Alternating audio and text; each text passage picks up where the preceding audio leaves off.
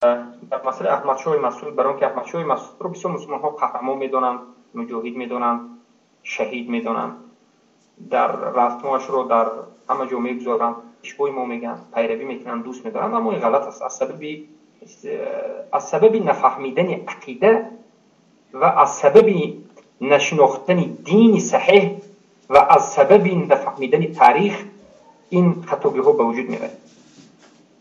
وقتی که دولت شوروی SSR بگیم، این دولت متحدی تاجیک‌ها رو گرفت، ازبک‌ها این منطقه رو گرفت، بعد از این در سال 1987 بود، 87 به هجوم کرد در آخرهای پایان، یعنی در نزدیکی به یعنی شوروی در عین یعنی نزدیک به نابود شویش بود که هجوم کردن به بارک الله فیکم افغانستان هجوم کردن، خواستن که افغانستان رو هم به یعنی شوروی همراه بکنن.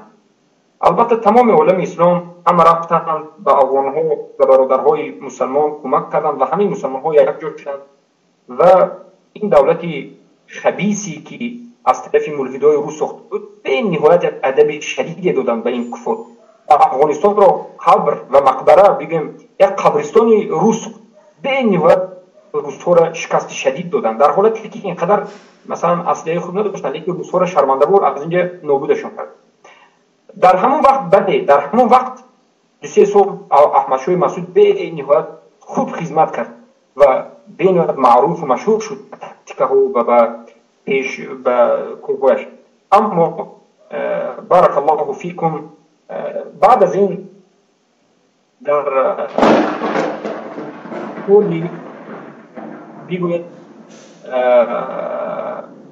بعد از این که SSR برآمد، بعد از این که SSR شکست خورد از افغانستان برآمد، ببینید اینجا جای مهم اینجاست، او کسایی که ضد SSR ضد دولت شوروی جنگ میکردن به دو قسم تقسیم شد.